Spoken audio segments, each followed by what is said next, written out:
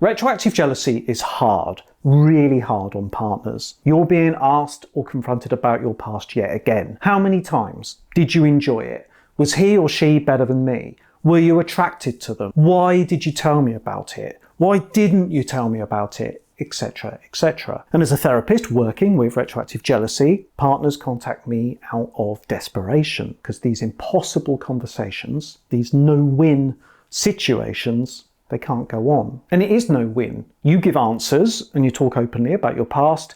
It's not what your struggling partner wants to hear. You try and shut the conversation down and it aggravates your partner even more. So you adjust the story to what they want to hear, even if it sells out your integrity, and they still drag it up again sooner or later. So if you keep finding yourself in this horrible situation, here are some quick tips and a few ground rules. It's up to you how much to share. There comes a point in a relationship where it's healthy, natural, for you both to get an idea of each other's sexual past. No, not on the first few dates. If you're getting asked too soon, consider that a red flag. But as we get more invested in the relationship, it's all part of knowing who we're with. Some people care more than others. Some people share their past stuff more than others. Honesty is the best policy here, but it's completely up to you how much or how little you share. You might be very specific about your body count, or you just give an indication.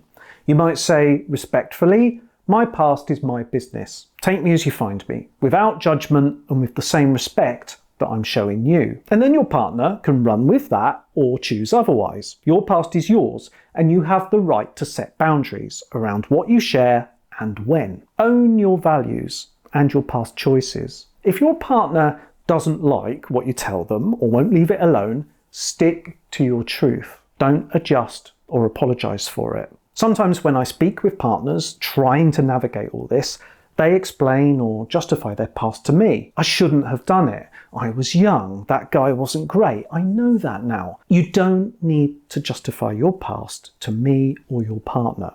It's a slippery slope, because their retroactive jealousy will chip away at your self-worth if you don't hold on to it. If you have regrets, then you can share them if you want, but don't be pressured into it. There is a crucial difference between genuine regret and being shamed into regret by someone else. Sometimes, as partners, we regret the way we shared something, realising that maybe we've been a bit insensitive, a joke that landed the wrong way, a story, or maybe saying something in frustration or anger. We all miss the mark sometimes. So an apology for how you said something, rather than what you shared, is a sign of maturity and respect in itself. Know the gotchas of retroactive jealousy. If your partner struggles with some form of retroactive jealousy, they're feeling pretty conflicted about all these questions about your past.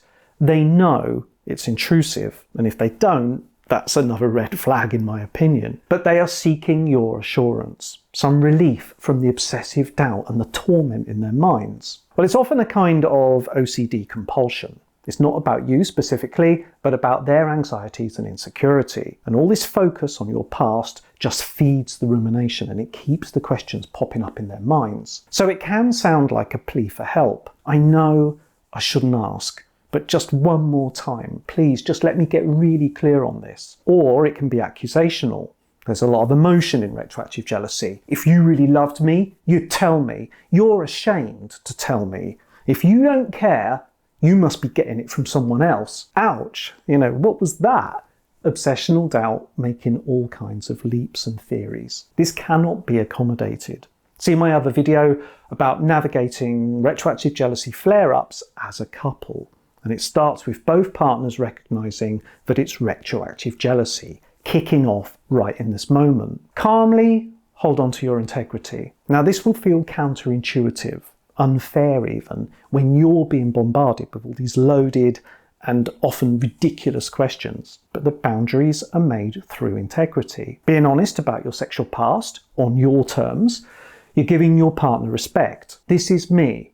I value you knowing me. I respect that you don't need me to sugarcoat, pretend, or prop you up in some way. And I want this level of intimacy with you. When it comes from your best self, a worthy partner will recognise that. He or she might struggle to process, might have doubts, might have retroactive jealousy, and that's their opportunity to work on it. within themselves. Or they might want to respectfully distance and move on. That's their prerogative. But they won't persist in using your past against you, or shaming you, or otherwise abusing the respect that you've shown them. Sometimes retroactive jealousy has them pitting their integrity against yours. It's my values making me question you. I'm doing this because truth is everything to me. There's a level of irony and narcissism here, and it's another red flag if it keeps being thrown at you. Risk ending the relationship.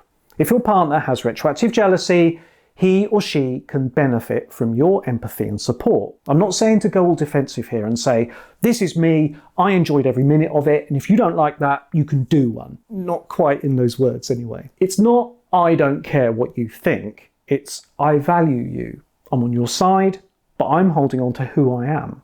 And it's not my responsibility to fix your retroactive jealousy. It's for you to address it. Because ultimately, if your partner can't tolerate that they weren't your one and only, or some detail around that, then be prepared to move on. This isn't about issuing threats, but it's about prioritising your well-being. Likewise, if you're being threatened or abused physically or emotionally, if you're being constantly shamed, gaslit, controlled, you're best off out of that. Remember that retroactive jealousy is experienced as a cycle. Some kind of trigger, really difficult thoughts and feelings, reassurance seeking to feel better, including the questions and the accusations, then feeling better temporarily, and then it starts over. And if your partner is working to break out of this cycle, you're helping them by not going along with it, not participating. So be prepared to disengage from conversations and situations that break these boundaries. And if there's really no effort or ownership on your partner's side, disengage from the relationship and seek support for yourself. Trusted friends, family members, or a therapist to help you heal. Retroactive jealousy feels like this cruel gridlock with the pressure on you to keep giving way. Things get moving in the right direction when your partner experiencing retroactive jealousy has a word with themselves and lets up. And you help that process by sticking to your truth, by holding on to your integrity. I hope this is helpful.